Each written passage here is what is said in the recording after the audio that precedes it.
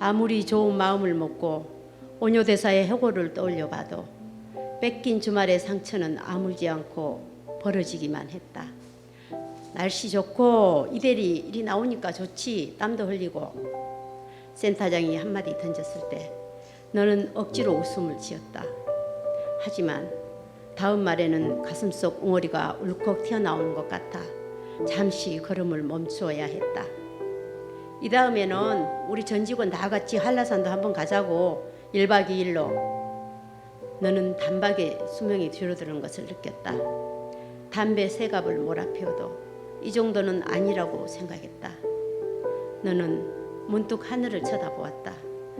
한숨이 새어나오는 건 할 수 없는 일이었다. 센터장이 두 손을 비비더니 주위를 돌아보며 큰 소리로 말한다. 그나저나 정신 메뉴는 뭐로 하지? 백숙. 야 고차자, 저번에 해식비 남은 거 있지?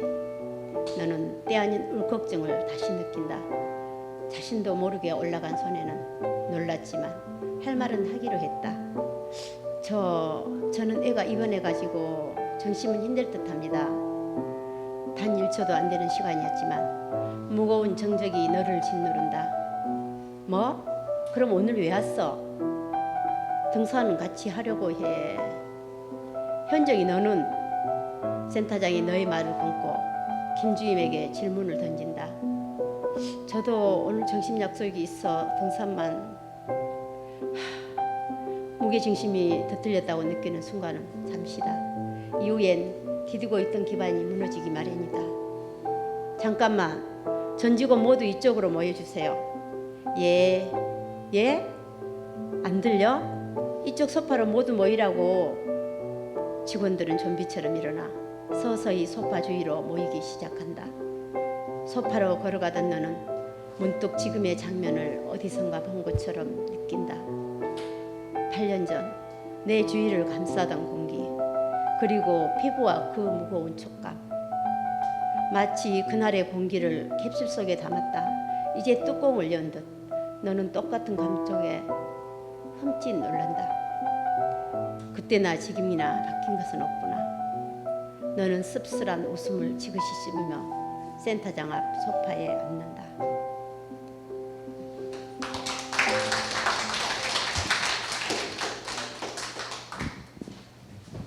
물을 팔팔 끓인 후 적당량의 국수를 넣는다. 강한 불에서 3, 4분이 긴장된 탐색전이 시작된다. 물이 끓어 넘치려 하면 살짝 찬물을 부어준다. 면이 붓기 시작한다. 가만히 둘 수 없다. 내 1년 하고 살짝 저어 올리며 면발을 괴롭혀준다. 부풀어 오르는 면발이 공기와 어우러져 탄성을 가지기 시작한다. 다 익었다 싶으면 불을 끄고 채 면발을 올린다. 이제 본격적인 육박전이 기다리고 있다. 면발을 다룰 때는 구애하는 여인의 허리를 끌어안다. 부드러우면서 단호해야 한다. 찬물을 쏟아부어 뜨거움과 냉기 속에서 면발을 빠르고 집요하게 비벼준다. 그녀가 신음소리를 내며 몸을 맡기듯 면발은 점점 차고 오면서 강해진다. 하지만 면발 속의 부드러움은 은밀한 속살처럼 야들야들하다. 지속적이고 강한 손놀림 끝에 찬물을 쏟아부으면 오르가슴에 몸을 떨듯 손가락 끝을 스친 우유빛 매혹. 방금 탄생한 미끈한 면발이 그릇으로 옮겨진다. 국수를 괜히 먹었다. 아무리 끙끙대도 다른 소재는 떠오르지 않는다. 오직 면발면의 스토리만 눈앞에 아른거린다. 짬뽕을 끓이다 갈분을 넣으면 완성만이 답이란 말인가? 이 소설의 장르는 요리의 판타지. 면발에만 집착하던 면발면이 진정한 진리를 찾아 여러 음식면들과 만나는 이야기다. 눈을 감고 곰곰이 생각해본다. 왜 하필 이 시점에 짬뽕인가? 생각은 6년 전 학원 잘린 후 창작공장 시설로 다시 거슬러 간다. 소설 창작 모임 창작공장에서 나의 역할은 곱창이었다. 써내는 소설마다 멤버들에게 씹히고 또 씹히고 맛대가리 없는 고창을 제공하던 나는 결국 소설마저 내 편이 아님을 실감했다. 그리고 심한 간절름으로 어머니마저 입원했던 그 시점, 생업 전선 복귀냐 소설 이냐를 고민하면서 썼던 소설 짬뽕.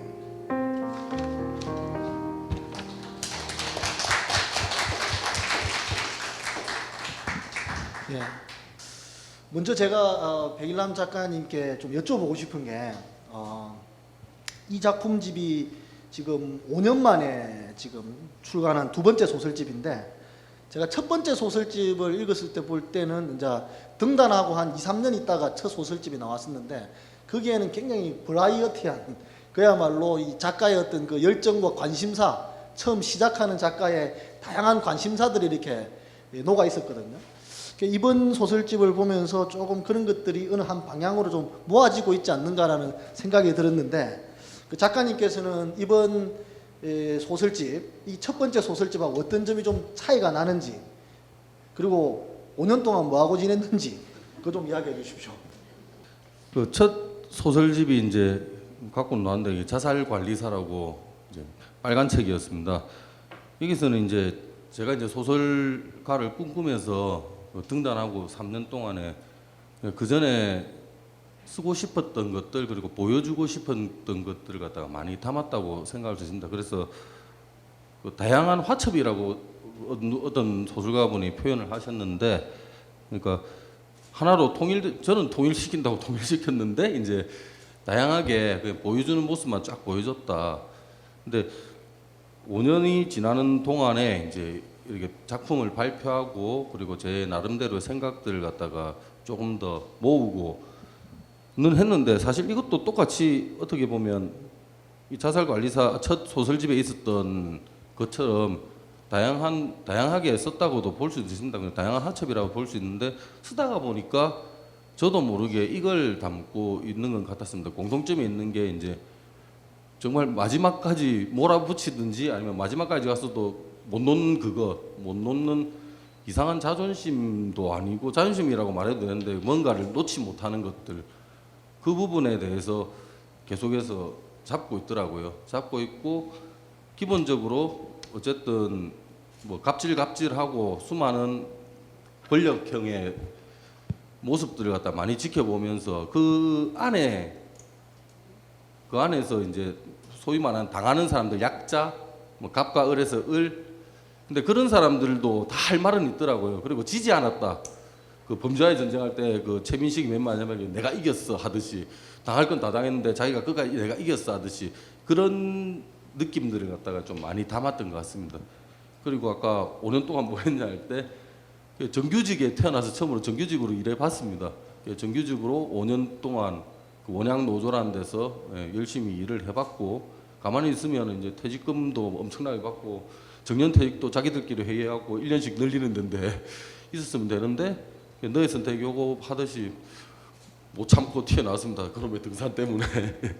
문장을 굉장히 강박적으로 이렇게 드러내 놓거든요.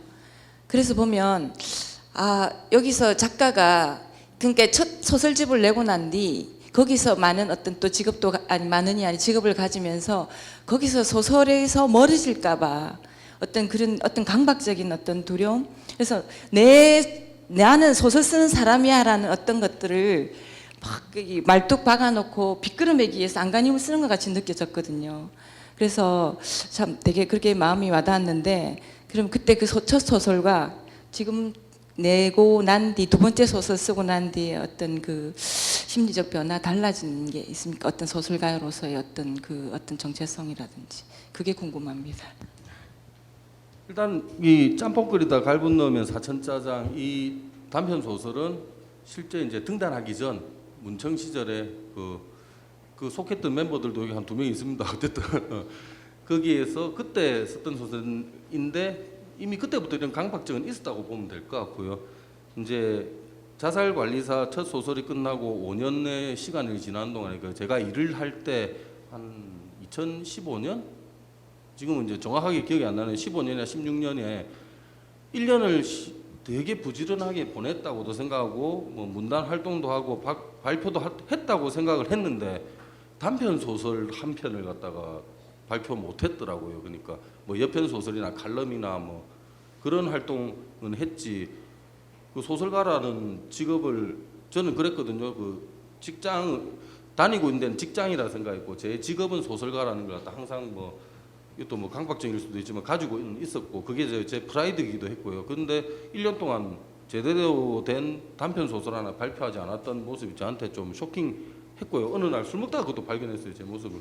뭐 하는 거냐? 뭐 하는 거냐? 그 질문을 계속 하던 와중에 이제 현실에서 자꾸 이제 현실이 니는 일하는 놈이야. 이제 그쪽에서는 또 그쪽에 입고 있는 옷에 맞는 행동을 원했고요. 그러니까 그 부분에서 자꾸 이제 끌끄러웠다고 볼 수 있을 것 같고요.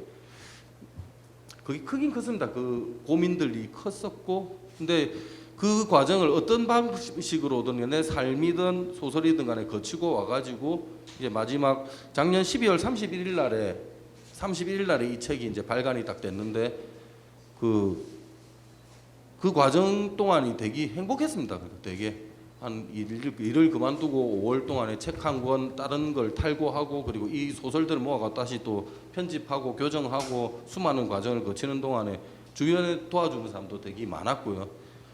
그래서 이게 왔을 때 분명히 이 첫 번째 소설집을 냈을 때하고 저하고는 지금 많이 다른 문학적으로든 아니면 인간적으로든 간에 분명히 뭔가는 다른 모습은 확실히 있는 것 같습니다. 조금 위에서 보는 것 같은 느낌이요. 요 정도 차이밖에 없습니다. 등단할 때 작품 그 부산일보 심사위원이 이제 지금 작고하신 김윤식 선생님이 그 평론을 이렇게 심사를 해주셨는데 그 김윤식 선생님이 이제 하는 말 중에 그런 말씀이 있더라고요. 그 평론가는 이렇게 작가들하고 이렇게 술 마시면서 같이 떠들고 하는 그런 게 평론가 하는 일이다. 약간 우스개로 그런 말씀이 있었는데 같이 제가 옆에서 지켜보면서 느꼈던 거는 그런 거거든요. 이 사람이 소설가가 안 됐으면 어찌할 뻔했노? 이런 느낌이 많이 들었습니다. 그러니까 막 그 부산 작가 회의라든지 소엽이라든지 이런 행사에도 열심히 막 참가하고 내가 좀 신비감을 좀 주도록 좀 덜 참석해도 괜찮다 이렇게 했는데도 막 무조건 이게 뭐 나가시더라고요. 술도 먹고 그리고 뭐 어떤 그 작품 활동도 열심히 하시고 뭐 문학에 대한 이야기도 같이 굉장히 많이 나누고 그래서 본인이 소설가로서 살아간다라는 걸 굉장히 즐기면서 행복해한다는 느낌을 저는 굉장히 옆에서 많이 받았습니다. 물론 이제 소설을 쓰고 이렇게 하루하루 밥 먹고 사는 거는 되게 힘들었을지도 모르겠지만은 본인이 소설가라는 그 아이덴티티를 갖고 있다라는 것이 굉장히 행복하게 이렇게 늘 느껴졌었고 그런 걸 항상 느껴왔습니다. 같이. 예. 배유 소설가님한테 한번 좀 여쭈고 싶은 게 이게 야구로 치면은 이제 우리 백일남 작가 같은 거는 이제 직구 스타일인데 아주 세게 막 강속구로 날리는 직구 스타일이라면 이제 우리 배유 소설가님 같은 경우는 약간 이 변화구라고 할까요? 이렇게 약간 기술이 들어가고 변화구를 구사하시는 분인데 아마 이번 소설집을 읽으면서 스타일이 좀 다르지 않습니까? 그래서 다른 스타일의 작품을 쓰는 그런 작가로서 이 배 작가의 어떤 이번 작품집을 어떻게 느꼈는지 한번 듣고 싶습니다. 굉장히 그 배 작가의 그 화법이 굉장히 솔직하기도 하고 한편으로는 또 단순하게 정말 아까 말하듯이 직구로 막 내리치거든요. 그래서 보면 되게 또 이게 시원하기도 한데 한편으로는 또 너무 이렇게 조금 이 일직선으로 가지 않나 이런 생각도 들기도 했지만 근데 한편으로는 또 그 백일남 작가의 그 어떤 읽으면 읽을수록 굉장히 진솔한 느낌 그러니까 인간적인 면을 굉장히 많이 봤어요. 그러니까 물론 작가들마다 책 속에는 다 작가의 숨결이 들어가고 작가라는 그 표시가 나긴 하는데 백일남 작가는 더 이 작가와 그 소설 간의 그 어떤 거리가 더 작지 않나. 그래서 굉장히 어떤 그 숨긴 인간적인 면이 보이기도 해서 그럼 이분은 굉장히 자기 직업과 그 소설 속에서 경제적인 어떤 가장으로서의 어떤 책임도 지면서 이렇게 건실하게 글을 써나가는 작가구나. 그래서 나는 기술적인 면은 어차피 별로 그렇게 크게 중요하다고 생각하지 않고 작가가 이 삶을 대하는 태도나 이런 어떤 방향성 그게 더 중요하다고 생각하기 때문에 이런 또 지금 만약에 이 지금 소설에서 보여진 어떤 기술적인 면이 뭐 약간 조금 더 볼 때 조금 더 조금 더 부족하다는 말보다는 조금 더 기술적으로 해나가고 싶다 해도 그건 앞으로 작가가 얼마든지 소설 고민해가면서 탐색해 나갈 수 있는 부분이라기 때문에 그건 문제가 안 된다고 생각하고 작가로서 어떤 방향성이 저는 굉장히 건강하고 앞으로 가능성이 많은 작가가 아닐까 그런 생각을 했습니다. 저는 이제 그런 생각이 들더라고요. 그러니까 뭐 대학가요제나 이런 거 보면은 막 락커도 나오고 그죠? 힙합 하는 사람도 나오고 막 발라드 하는 사람도 나오고 하는데 사실은 같은 우리가 이렇게 가요라고 하지만은 사실은 뭐 힙합하고 발라드는 어찌 보면 전혀 다른 장르지 않습니까? 그래서 똑같이 두 분이 소설을 쓰고 있고 소설가라는 이름을 갖고 있지만 두 분은 전혀 다른 장르가 아닌가라는 저는 아예 그런 생각을 갖고 있고 그는 또 전혀 다른 문학이 아닌가라는 생각도 있고 또 전혀 다른 삶의 태도를 갖고 있지 않은가 이런 생각이 들거든요. 그런 의미에서 저는 이제 배 작가님께 좀 여쭈고 싶은 게 배 작가님께서 저하고 대화를 하면서 그런 말씀을 하셨거든요. 나도 좀 멋진 거 쓸 수 있다. 공부 이렇게 엘리트적인 이런 거를 얼마든지 지적인 것을 쓸 수 있다라고 내한테 아주 이야기를 하더라고요. 그래서 그런 거는 해봤자 아마 안 될 거다. 제가 이런 이야기를 했는데 그런 어떤 창작 방법론에 있어가지고 배 작가가 좀 생각하고 있는 어떤 그런 지점 그런 게 있으면 한번 이야기해 주십시오. 바로 방금 있었던 얘기는 이제 책 뒤에 해설에도 등장하는 얘기입니다. 나도 폼 잡고 좀 공부해갖고 쓰고 싶다니까 택도 아닌 소리 하지 말라고. 그때 이 뒤에 해설은 술을 먹고 둘이서 치중 대담을 한 걸 녹취를 해가지고 제가 고생껏 이걸 녹취를 또 일주일 만에 다 한 거거든요. 대단한 사람입니다. 이거 뭐 한 2달 만에 할 걸 갖다가 일주일 만에 채찍질을 해갖고 저한테 이렇게 만들었으니까요. 이제 그때 저도 이제 그 말은 그렇게 했지만 사실은 제 쓰는 방향성은 이겁니다. 사실은 체화되지 않고는 제가 제 글을 잘 못 써요. 그러니까 심지어는 글을 써놓고도 사람 없는 데서는 내가 뭐 연극 배우처럼 막 읽기도 하고 그다음 연기하듯이 이 대사 저 대사 치보기도 하고 어쩔 때는 제가 쓴 글에 제가 감동해 울기도 하고요. 그 썩은 다리 여기에서는 썩은 다리 세 번의 눈물이란 장면에서 어떤 장면에서 제가 쓰고 제가 감동해 울라고 한 10분을 울고 뭐 그렇게 하는데 체화된 그 느낌을 되게 좋아합니다. 사실 오기 전에 페이스북에 요즘 페이스북을 거의 안 했거든요. 제가 뭐 정확하게 말씀드리면 구서동 이마트 즉석 코너에서 지금 족발을 집에서 하기 때문에 거의 하루에 반 이상을 거기에 투자해갖고 하고 있습니다. 일을 하고 있는데 거기에 대한 걸 갖다 쓰려니까 안 썼어요. 그러다가 오늘 페이스북에 비슷한 얘기를 쓰고 이 내가 겪었던 삶이 내 소설에서 수많은 삶으로 창작되었고 다시 나타나기를 요런 식으로 썼는데 그게 제 마음입니다. 그러니까 또 그 말고 그 다른 삶을 겪을 때 그때 수많은 사람들이 또 제 주위에 있잖아요. 그게 계속해서 다른 모습으로 변형이 되고 일단 기본적으로 말씀드린 건 체화되고 하는 게 제일 중요한 것 같고 거기에서 가장 공감을 이런 게 글이라는 게 공감이라고 저는 생각을 하거든요. 그래서 이제 그런 방향인 것 같습니다. 예. 그래서 뭐 우리 백일남 작가가 쓴 거 보면은 저는 이제 그 근간으로 되어 있는 그 하하하 부산이라는 산문집이 나올 건데 그걸 이제 제가 이제 기획을 해가지고 같이 이렇게 그 원고 검토도 하고 이렇게 했었는데 제가 그 원고를 읽으면서 사실은 저는 이제 백일남 형하고 이렇게 자주 술도 마시고 했지만은 그런 깊은 어떤 그 관계가 아니었습니다. 사실 아주 얕은 관계로 지냈었는데 제가 그 사실은 그 원고 하하 부산을 읽는데 굉장히 이제 저 스스로가 가까이 다가가게 됐습니다. 그게 뭐냐면은 이제 이 백일남 작가의 어떤 어릴 적 삶이라고 해야 되나? 어릴 때부터 이렇게 어떻게 성장해 왔는가 하는 게 녹아 있었거든요. 그리고 그게 이제 요게 작품집에서 보면은 뭐 그 무슨 다리입니까? 그게 썩은 다리하고 뭐 이런데 녹아 있습니다. 다 녹아 있는데 제가 그걸 보면서 어떤 생각이 들었냐면 이게 백일남이라는 사람을 내가 이렇게 같이 만나는 백일남이 아니고 또 하나의 캐릭터로 제가 느낀 거죠.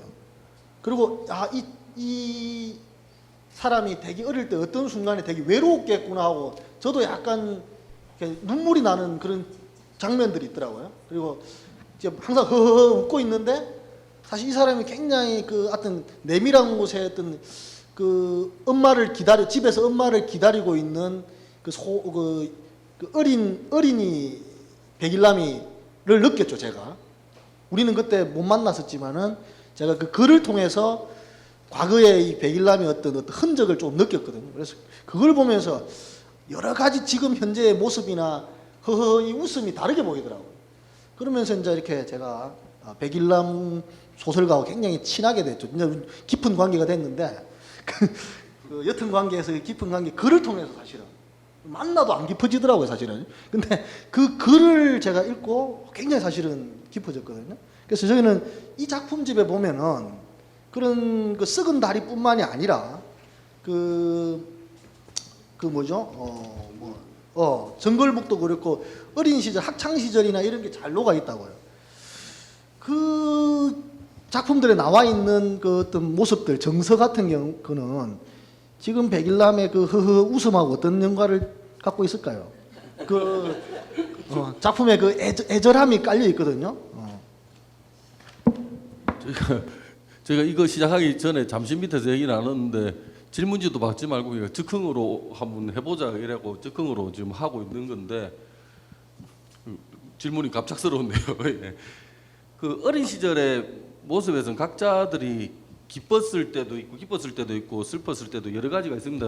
추억이라는 게 당연히 있는데 이제 제 성장 과정 안에서 그렇게 뭐 불행하지도 않았고 그렇다고 그렇게 뭐 너무 행복하지도 않았고 그런 시절들을 이제 보냈었습니다. 근데 제 이야기라기보다 다른 사람들도 겪었던 이야기 그리고 그 중에서 제가 특출나게 어떤 소재를 갖다 좀 뽑아내고 진득하게 제 이야기를 갖다가 그러니까 그 농도가 짙게 만들면 다른 사람들도 그걸 갖다 느끼지 않을까. 그래서 이제 성장 소설이라고 표현하죠. 뭐 성장 소설 아니면 그런 식으로 이제 이것들을 하고 있는데 지금의 제 모습을 만드는데 분명히 일가견을 했죠. 걔들이 어린 길라미들이 계속해서 이렇게 만들어 왔는데 그 허허하는 거는 분명히 어느 순간에 바뀐 건 맞습니다. 사실은. 예.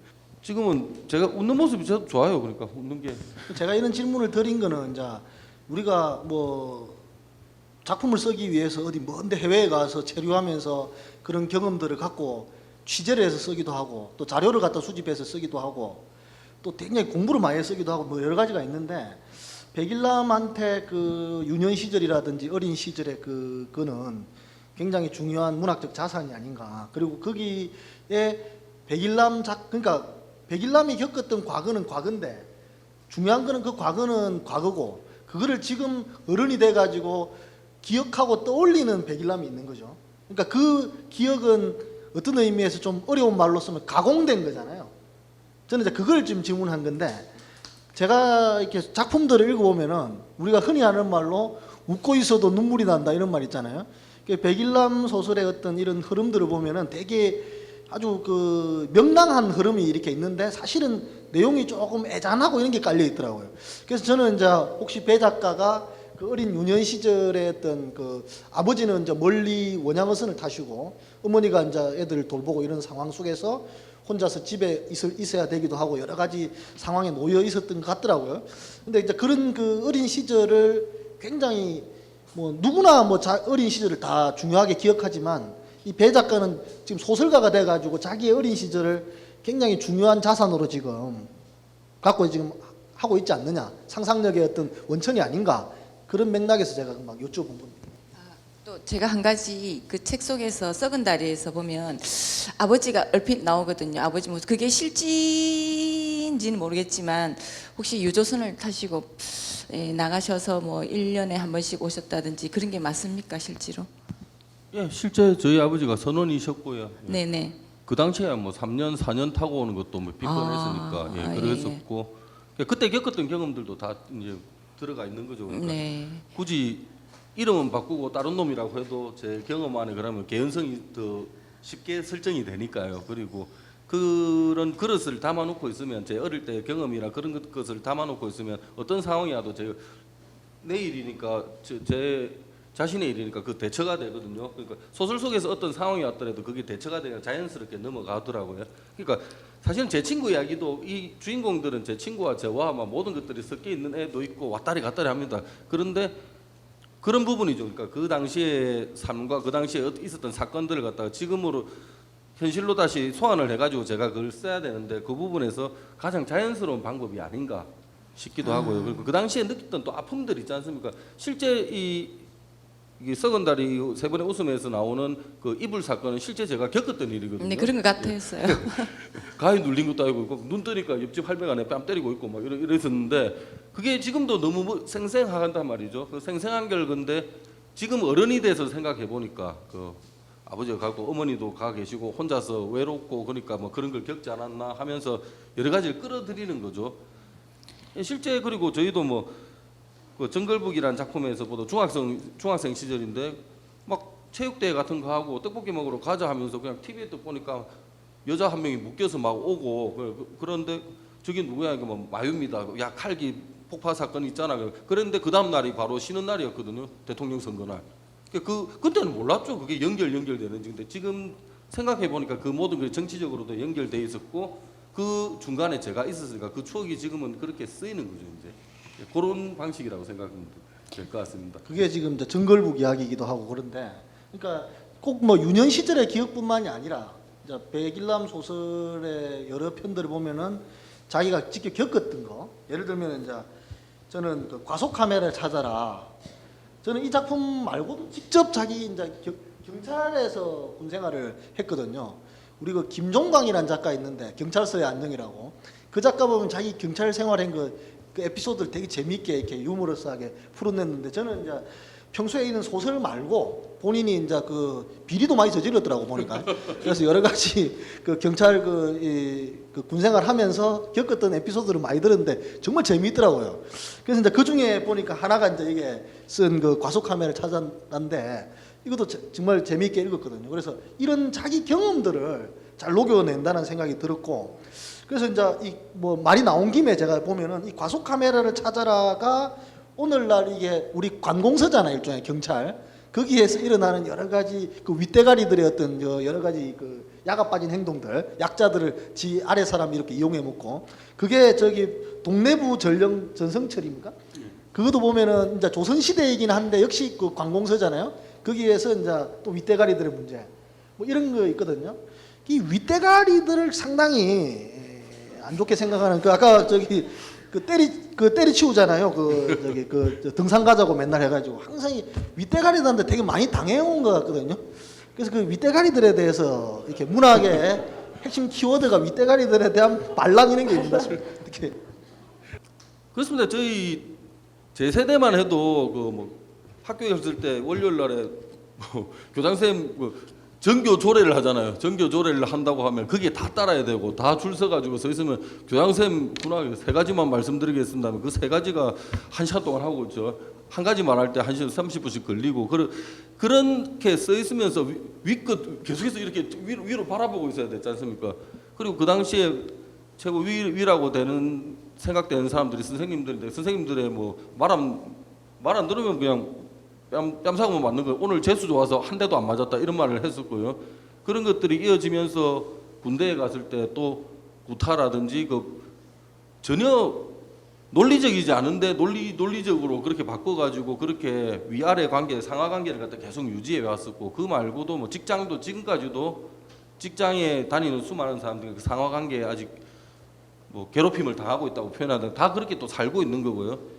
실제 뭐 제가 마트에 일한 지 한 달 반도 안 됐지만 그 안에서도 부조리한 것들이 눈에 훤히 보이고 그렇습니다. 그러니까 위의 사람들은 한마디를 하는데 체계가 있으니까 한마디가 세마디가 되고 10마디가 되고 뭐 100마디가 돼가지고 사람들을 괴롭히지 않습니까? 그 시스템 자체에 대한 분노도 있고요, 실제로. 그리고 거기에 대해서 사람들이 이제 당하고 나서도 각자가 한마디씩 하지 않습니까?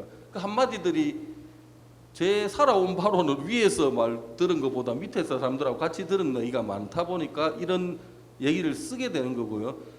그리고 거기에 대한 분노도 있지만 그 밑에 사람들이 절대 나는 지지 않고 자기들끼리 떠들면서 그 사람들한테 반항을 하거든요. 실제 반항을 해요. 반항도 하고 저항을 하는데 그 얘기를 갖다 쓰고 싶었던 거거든요. 그래서 과속 카메라를 찾아라, 이 작품 사실 제가 써놓고도 제가 좋아하는 작품인데 이런 장면이 있습니다. 그러니까 위기의 사람들이 아까 시스템에 대한 막 얘기를 했는데 제일 좋아하는 장면이 그 경찰서장이 아니고 경찰 그 소장, 그것도 세월 따라 흘러갖고 계급이 하나씩 올라 시험 안 치고 계급이 오르면 딱 경사에서 끝나는 사람들이 있었거든요. 부산에 있는 경찰소장하고 파출소장하고 양산 쪽에 있는 파출소장하고 경계지변에 시체가 떠내려왔는데 서로 막대기 잡고 이거는 이쪽 소관이지 이쪽은 이 물이 떠내려왔는데 어째 그쪽 소관이지 하고 이쪽 소관은 그 시체가 거기 있으니까 그쪽 소관이지 하면서 그런 장면을 실제 제가 본 적도 있고요. 예. 그 시스템이라는 데 너무 웃기지 않습니까? 그 안에 있는 시스템이 제대로 돌아가야 되는데 그런 총극으로 돌아가는 상황도 있고 그런 부분들을 갖다가 좀 유쾌하게 차라리 그 절망적으로 그리기보다는 유쾌하게 그린 게 더 좋지 않나 해갖고 한번 그렇게 그려봤습니다. 그래서 이제 조금 이야기를 깊게 들어가 보면은 이런 거죠. 이제 그 윗대가리들에 대한 어떤 좀 반항심이 있죠. 근데 그거는 뭐를 의미하냐면은 이제 아래 끝들에 대한 어떤 그 공감 의식이 있는 거죠. 연대 의식이랄까. 그리고 뭐 연대라기보다는 지금 배 작가가 그리고 있는 문학의 세계는 바로 아래 끝들에 대한 어떤 아래 끝들의 이야기들이죠, 사실은. 그러니까 그런 건데. 그런 이제 위아래 뭐 이런 것도 있고 그럴 건데 우리가 위아래라는 것이 자칫하면 이제 이분법적인 그런 선악 구도로 가버린다거나 그게 이제 소설적으로는 굉장히 단순화의 어떤 위험도 있거든요. 선생님은 그런 식으로 안 쓸 것 같거든요. 그런 어떤 윗끝들에 대한 불만이 있을 때 그런 그 위아래의 이분법 이런 것에 선생님 어떻게 읽으셨어요? 아, 저는 백일남 선생님 작품에서 분명히 위의 것들에 대한 반란도 있고 막 분노도 있고 이랬는데 희한하게 또 위 것들도 그렇게 못됐고 밉지가 않은 거예요. 그래서 다 전체적으로 인간으로 보면은 그 인간에 대해서도 이해가 가고 연민이 간다는 거죠. 그래서 저는 그 지점이 혹시 백일남 작가의 어떤 특징, 개성 그게 아닌가 싶어서 오히려 저는 막 날카롭게 이분법적으로 선악 구도로 간 것보다는 이게 참 묘하게 그 악인이 아니고 그런 자리에 있는 사람한테도 묘하게 동정이 가면서 좀 끄덕여지게 되니까 오히려 그 점이 더 좋아 보였어요, 저는. 그래서 네. 좋은 말씀인 것 같아요. 그러니까 여기 보면은 경찰 뭐 서장인가 뭐 소장인가 이런 사람들도 어찌 보면은 위아래에서 또 다른 아래거든요. 그러니까 위아래가 절대적이지 않잖아요. 그래서 그러니까 그런 게 그 작품 안에서 보면은 이 사람보다는 위에 있는 것처럼 보이지만 또 다른 어떤 위계 질서 안에서는 아래 사람이기 때문에 그렇게 막 욕만 할 수밖에 없는 할 수 없는 그런 나름대로 위아래가 이분법은 아니라는 그런 말씀 좋게 봐주신 것 같습니다. 아니 어떻게 보면 또 살인의 추억에 나오는 그 형사들 같기도 하고요. 그래서 재밌었어요. 근데 그런 사회의식이 아주 강렬하게 나와 있는 작품이 좀 있거든요. 그러니까 8편 중에서 조금 이질적이라고 생각이 들 정도로 사회적인 어떤 의식이 좀 강하게 나와 있는 게 바로 그거 아닙니까? 정글북 아닙니까? 정글북에는 이제 80년대를 배경으로 해갖고 칼기 폭파 사건도 있고 87년 그 6월 항쟁 그런 것도 깔려 있고 그리고 한진중공업의 어떤 그런 노사 분교도 깔려 있고 그리고 그 어떤 권력 관계와 그 약육강식의 논리가 자기 어린 시절에 학창 시절에 그런 학교에서의 이게 겹쳐져 있으면서 그 거대한 그 학교도 병령화된 학교고 한국 사회 자체도 어찌 보면 병령화된 사회고 뭐 우리 그 한진중공업 같은 큰 회사나 공장도 병령화돼 있고 모든 게 어떤 군사 집단화돼 있는 것처럼 그런 비판 의식이 깔려 있거든요. 이 작품이 좀 느낌이 다르더라고요.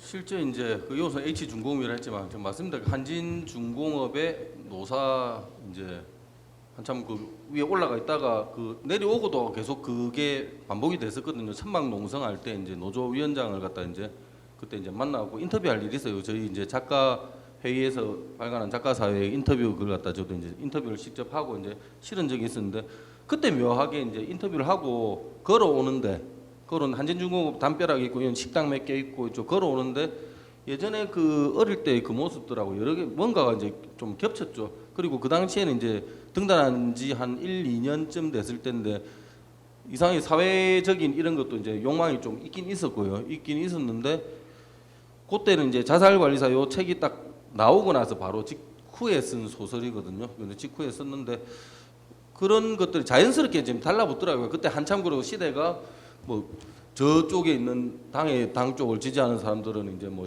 잃어버린 10년 하지만 우리한테도 잃어버린 9년 있지 않습니까? 어쨌든 간에 그 잃어버린 9년 동안에 제가 이제 좀 분노했던 게 여기서 이제 표출이 좀 많이 됐다고 또 볼 수 있을 것 같습니다. 그러니까 다른 소설에는 사실은 이렇게 뭔가 비판이 있고 이런 거 했어도 약간 그 웃음과 이런 것 속에서 버무려져가 이렇게 돼 있는데 약간 여기는 좀 분노가 녹아 있는 것 같고 그 분노가 좀 서늘하게 느껴지는 작품이었거든요. 자, 이쯤 돼가지고 또 이제 낭송도 좀 듣고 너무 지금 이야기가 뜨거워져가지고 여러분도 뜨거운지 모르겠는데 여기는 굉장히 뜨겁습니다 지금. 그래가지고 조금 식힐 겸 해가지고 우리 지금 뭐 제가 보면은 뭐 안 하는 게 없습니다 지금. 그러니까 지금 보면은 지금 족발도 쓸고 그 다음에 소설도 쓰고 또 애들도 가르치고 있거든요. 과외도 하고 뭐 온갖 걸 다 하면서 지금 이제 생존과 생활과 글쓰기를 막 이렇게 멀티플레이를 하고 있는데 오늘 지금 이제 두 분의 지금 낭송이 있는데 그 두 분은 지금 우리 그 백일남 작가 가르치고 있는 학생들입니다. 그래서 두 학생이 지금 아까부터 와가지고 지금 연습을 어마어마하게 많이 했더라고. 제가 보니까 밑줄과 막 형광펜도 있고 그 끊어야 될 부분에 이렇게 표시도 해놓고 굉장히 뭐 거의 콘티가 완벽하게 짜여져 있어가지고 깜짝 놀랐는데 우리 강혜원 우리 학생이 제자죠. 1942대 4078 낭송해 주겠습니다. 예. 1942대 4078. 저기 죄송한데 다윈 4078을 알고 계십니까? 민이 나를 바라보며 물었다. 다소 갑작스러웠지만 난 그의 질문이 대단히 마음에 들었다. 두뇌의 신경세포 끝이 벌렁거리며 입맛을 다시는 느낌이었다. 박쥐에서 고전 오락실 게임을 바로 떠올리다니. 난 그에 걸맞은 답을 하기 위해 일부러 뜸을 들였다. 혹시 양파링을 싫어하셨습니까? 과연 미는 눈빛의 열기가 느껴졌다. 애써 입가에 떠오르는 웃음을 참으며 말하는 게 보일 정도였다. 양파링, 하하, 오랜만에 듣는군요. 절대 과자 얘기 따위가 아니지요. 그렇지요, 과자 얘기가 아닙니다. 하하, 그렇다면 좀 더 설명을 드려도 될까요? 물론입니다. 그냥 양파링이 싫다기보다는 그 게임의 업그레이드 아이템인 이가 도리어 게임 진행에 도움이 되지 않을 때가 있지 않습니까? 그렇지요. 특히 박쥐를 만들 때는. 그런데 총알보다 더 많이 튀어나오는 이로 인해 할 수 없이 최고 단계 양파링이 될 때가 종종 있었습니다. 전 그렇게 만들어진 양파링이 싫었습니다. 마치 다이어트를 참지 못하고 주워 먹다가 튀어나온 배를 보고서 억지로 오바이트하는 느낌이랄까요? 난 떨리는 손으로 소주잔을 들며 생각했다. 이 사람 대단하군. 만약 민이 돌연변이 전투기 박쥐를 만들기 위해 레이저 전투기 레벨에서 일부러 업그레이드하지 않고 퇴화시킨 후 업그레이드 아이템 1을 먹었다는 식의 뻔한 얘기를 했다면 이렇게 흥분하지 않았을 것이다. 하지만 민은 오늘의 대한뉴스에서 시작해 고전 오락실 게임을 거쳐 마른 문매를 권하는 사회에 대한 페이소스까지 거침없이 연상하며 이야기하고 있었다. 제 생각만 떠들어 버렸군요. 너무 엇나갔다면 죄송합니다. 잠시 생각에 잠겨있자 민은 순식간에 자신을 숨기려 했다. 이 순간을 놓치기 싫었고 지식에 눌리기도 싫었다. 나는 숨으려 하는 민을 재빠르게 붙잡았다. 미리 말씀드리자면 제 휴대폰 번호의 뒷자리가 4078입니다. 다윈 4078, 제작자 데이터이스트, 제작 연도 1986년. 다윈이란 이름을 제목에 굳이 붙여 슈팅 게임의 업그레이드를 진화의 의미로 바꾼 것이 너무나도 좋았죠. 심지어 생존 경쟁의 우수성을 주장하는 다윈의 진화론을 부정하는 요소까지 갖추고 있다는 게 대단하지 않습니까? 말씀하신 부분에 생략했었던 박쥐를 만들기 위한 대화가 바로 그 예라 보는데요. 미는 멍하니 나를 바라보며 말이 없었다. 이번에는 내가 자신을 숨길 때라는 생각마저 들었다. 벼랑간 민이 큰 소리로 웃으며 소주잔을 내게 내밀었다. 하하하, 정형은 대단한 사람이군요. 잠시 다가오던 어색함이 사라지고 분위기는 뜨거워졌다. 내가 그를 인정했듯이 그가 나를 인정하게 만들어낸 것이다. 미는 한 잔 마시자마자 술을 부으며 말했다. 제 휴대폰 끝번호가 1942라는 게 순간 부끄러워졌습니다. 너무나 흔하다는 느낌이 들었습니다. 하하하, 1942, 오락실의 혁명이었죠. 그건 제가 4078로 번호를 정할 때 끝까지 버리지 못하고 고민했던 번호입니다. 정말입니까? 오늘 이 자리 정말 유쾌하군요. 그랬다. 난 1942가 흔하다고 생각했고 누군가 4078이라는 번호를 선택한 것에 대해 감탄하거나 즐거워하길 바랐었다. 나는 말 그대로 유쾌해졌다. 민형도 흔하지 않은 것을 좋아합니까? 그보다 흔하지 않은 것의 의미를 누군가 알아줄 때 그때를 더욱 좋아합니다. 약간 어려웠지만 10분 이해가는 것도 사실이라 고개를 끄덕이며 민의 의견에 동의했다. 지루할 정도로 조용하기만 했다. 홈즈는 화학 실험에 열중했고 난 신문의 연재 소설을 읽고 있었다. 이제 윌키 선장의 이야기도 서서히 결말로 향하고 있군. 좀 갑작스럽긴 하지만 말이야. 나 같으면 시시한 소설 따위를 읽을 바엔 내 소중한 실험의 보고서를 써주겠네. 지난 사건의 요약본을 정리해주는 것도 괜찮겠지. 홈즈는 담배에 불을 붙이며 한마디 던졌다. 이 소설이 시시하다니. 이 신문의 판매는 윌키 선장이 좌지우지한다는 평까지 있었다고. 그런가? 자네 같은 천재 작가가 칭찬하는 것 보니 대단한 소설인가 보군. 온실 질식 사건 때의 범인이었던 폰 노이만이 그 소설의 애독자였지. 천재 작가라니 농담이 지나치네. 노이만이라 그랬었지. 그러고 보니 생각나. 자네의 기억이란 모두 범죄와 연관된 것뿐이라 하니까. 1년이 훨씬 지난 사건이었다. 범인이 애독하던 소설까지 기억하다니. 타고난 일벌레는 어쩔 수 없었다. 몇 시간 동안 한마디 없을 정도로 지루했기에 신문을 던지고 주방으로 가며 물었다. 커피라도 마실 텐가? 좋은 생각이야. 그건 그렇고 이런 빗속에서도 범죄의 냄새는 지워지지 않거든. 두고 보게. 내기를 해도 좋아. 5분 내에 지루함을 떨쳐줄 사건이 우리에게 다가올 거야. 하루 종일 아무 일도 없지 않았나? 사건을 알릴 정보라도 온 거야? 아무 정보도 없었어.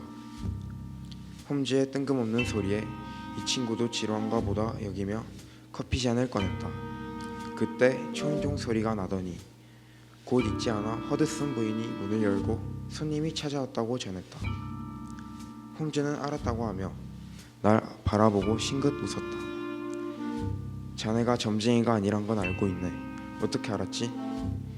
어이없어하는 내 표정을 보며 홈즈가 말했다. 자네가 일어날 때 창밖으로 마차가 급하게 달려와서 묻더군. 이 폭우에 베이커 거리로 저렇게 달려온다는 건 우리를 찾아올 사건 말고 뭐가 있겠나. 터무니없을 정도로 간단하군. 자네가 커피 생각에 창밖을 신경 쓰지 않았을 따름이야. 모든 일이 그렇지. 대신 난 자네가 커피잔에 물을 따랐는지 않았는지도 모르고 있잖아. 우리의 대화는 문이 열리는 바람에 끊겼다. 문 앞에는 한 신사가 서 있었다. 비를 좀 맞았지만 옷차림새는 단정했다. 약간 야윈 듯한 그의 얼굴은 신경질적이었으며 다혈질적인 모습도 언뜻 드러나 보였다. 그리고 뭔가 허둥대는 기색이 역력했다. 제 이름은 조셉 홀글렌입니다. 템즈위크 신문사의 편집장이기도 합니다. 템즈위크라면 제 친구 왓슨도 즐겨 읽는 신문이지요. 빗속을 달려오셨는데 뜨거운 커피라도 드시며 몸을 녹이시지요. 왓슨, 미안하지만 커피 한 잔 더 부탁하네.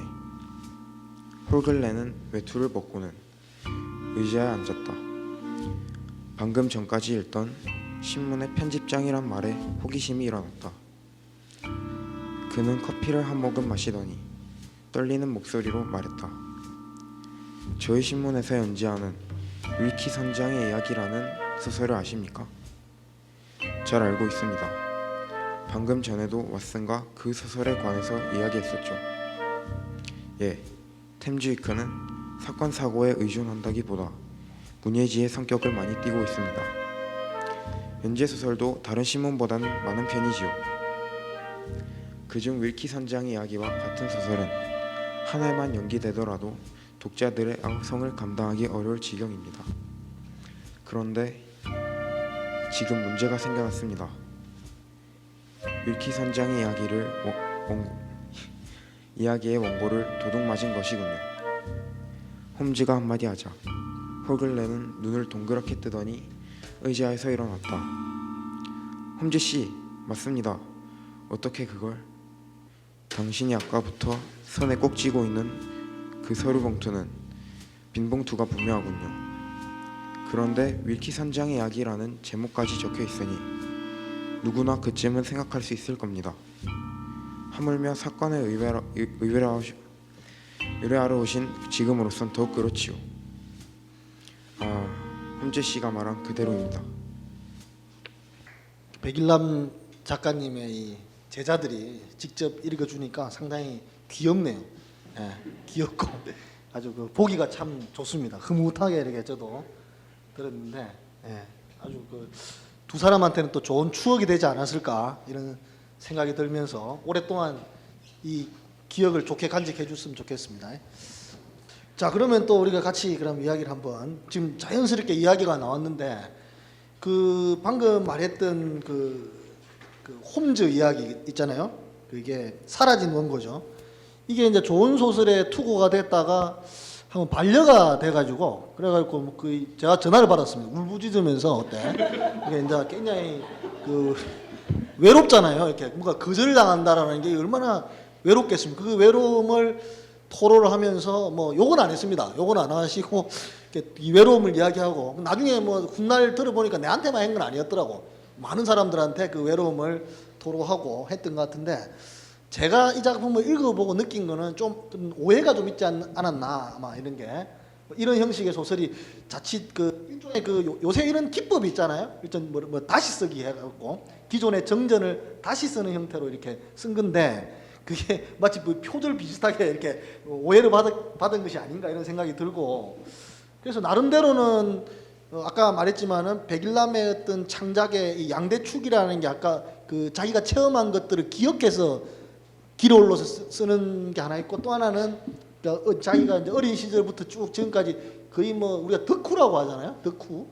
그러니까 보니까 야동도 좋아하고 막 이런 저기 뭐 미드, 일드 뭐 이런 영상들을 되게 많이 보는 것 같더라고요. 그리고 게임 이런 쪽에도 해박하고, 대중문화에 대한 뭐 서브컬처라고 하죠. 또 서브컬처라는 건 누구 마음대로 서브컬처나 벌써 오버컬처 됐다 앉아 이렇게 화를 내는 사람도 있는데, 어쨌든 그런 대중문화에 대한 그것도 일부러 공부했다기보다는 본인의 어떤 삶 속에서 자연스럽게 그런 어떤 엘리트주의자들이 보면 굉장히 저속해 보이는, 저는 이제 그 저속함이 아주 어떤 의미에서 위대한 면이 있다고 생각되는데, 그래서 이런 작품들, 그거 말고도 아까 1942대 4078도 그런 덕후들의 어떤 이야기죠. 게임 그런 덕후들의 이야기고, 그래서 이런 작품들이 지금 장편도 이런 어떤 연장선에서 쓰신다고요?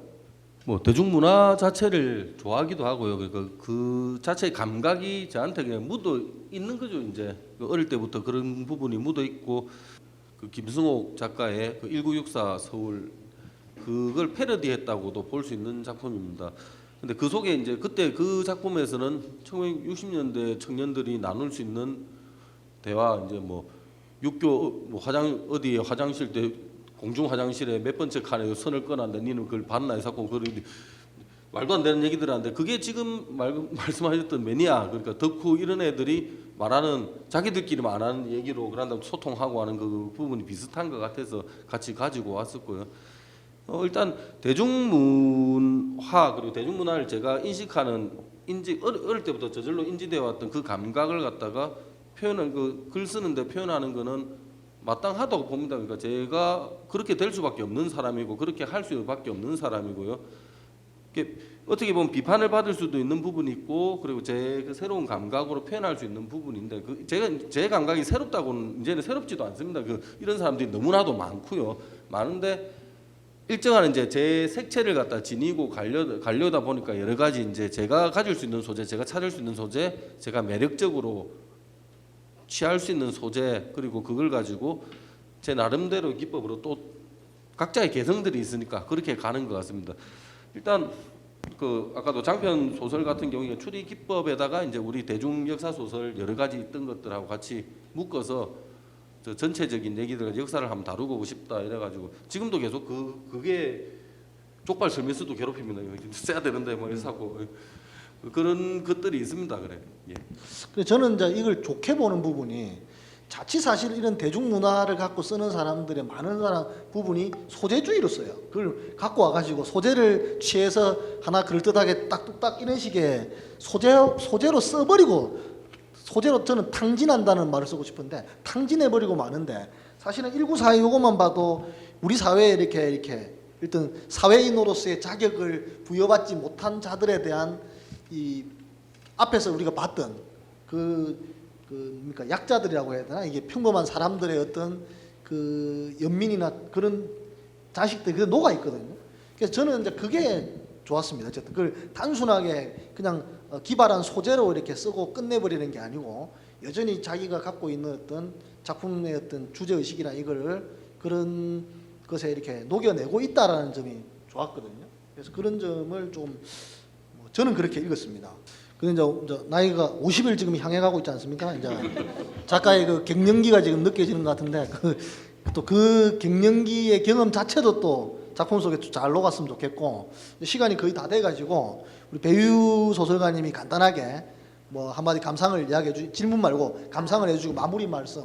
하여튼 이번에 백일남 작가의 작품을 좀 꼼꼼히 읽으면서 이게 또 어떤 경상도 사나이가 갖고 있는 그 뭐라 하나 소박하면서 아주 또 정의감도 있고 하는 그런 어떤 70년대 그 남자들의 감성을 굉장히 잘 나타내고 있다. 이게 백일남식의 어떤 장르가 되지 않을까 이런 생각도 해봤습니다. 그래서 어쩌면 이거는 다른 사람들이 잘 쓸 수 없는 어떤 부분이라서 이런 걸 좀 더 자기화해서 좀 더 영역을 넓혀 나가면 더 자기만의 어떤 개성 있는 작품을 쓸 수 있지 않을까 이런 생각이 들었습니다. 그래서 마지막으로 제가 이제 그림을 그리자면 앞으로 한 40년 후에 작가가 이제 나름대로 어떤 작품을 써서 발표를 했지 않겠습니까?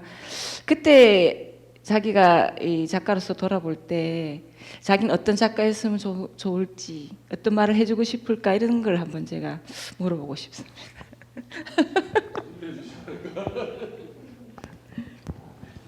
뭐 이게 지금 질문에 대한 답을 그냥 이제 마무리 인사 겸 해가지고 같이 이야기해 주십시오. 마무리 인사는 아침 얘기로 끊으려고 했는데 부끄럽지 않은 작가가 되면 제일 좋겠죠. 그게 가장 힘들 것이고 정성욱 평론가하고 전에 술 한잔 할 때 이 친구가 항상 하는 얘기였습니다. 그러니까 이제 한 걸 했네. 자기 딴에는 이제 내가 어떤 소설을 썼을 때 딱 보고 드디어 한 걸 했네 하는 걸 갖다가 형이 해줬으면 좋겠다. 그 한 건이란 건 딱이 아니고 그 문학적으로 서로 치고 받고 하면서 문학적으로 서로 성취감에 대한 얘기겠죠. 어떤 성취에 올랐으면 드디어 여기까지 올랐네. 그 얘기도 마음에 들고요. 그리고 네. 제일 큰 거는 그렇죠. 그 뒤에 내가 돌아봤을 때 정말 부끄럽지 않은 작가 그리고 제가 작가라는 걸 유지하기 위해서 정말 부끄럽지 않게 살았는가 그 부분이 가장 중요한 것 같습니다. 지금도 아직 힘겨워요. 사실은 오늘 아침에도 어제는 7시까지 갔으니까 6시에 집에 나왔고 오늘도 8시에 집에 나왔고 하루 종일 하다가 지금 여기 앉아 있는 판인데 이게 제가 추구하는 소설, 제가 추구하는 문학 그리고 소설가로서 내 직업은 소설가 있지 않습니까? 소설에 나오듯이 내 직업은 소설가 그걸 갖다 지키고 있는 부분에 연관되기 때문에 조금 더 부끄럽지 않고 차라리 내한테 좀 에너지가 그래서 계속해서 추진력이 생기는 거 아닌가 그런 생각을 해봅니다. 예. 예, 이제 거의 오늘 이 정도로 마무리 지을 수 있을 것 같은데 우리가 봉준호 감독이 기생충으로 황금 종려상 받지 않았습니까? 그러면서 해외 언론에 이렇게 칭찬을 받았던 메시지 중에서 가장 자기가 마음에 든다고 한 게 봉준호는 하나의 장르다. 이게 이제 가장 마음에 든다고 이야기하더라고요. 그래서 아까 우리도 이야기했지만은 사실 봉준호 영화는 장르 영화잖아요. 어떤 의미에서 이렇게 굉장히 우리가 예술 영화, 순수 영화라기보다는 장르 영화인데 저는 이제 우리 그 백일남 작가의 작품이 하나의 장르가 되면 어떨까. 그리고 점잖고 아주 고귀하고 장엄하고 그리고 굉장히 지적이고 엘리트주의적이 않더라도 굉장히 굉장한 걸 해낼 수 있는 그런 작품을 충분히 써줄 수 있다고 저는 믿고 있고, 그러기 위해서 또 내일도 열심히 칼질을 하겠지만, 쪽발을 쓰겠지만 그 칼질이 바로 글쓰기에 좋은 원동력이 될 거라고 믿습니다. 오늘 이것을 마치겠습니다. 고맙습니다.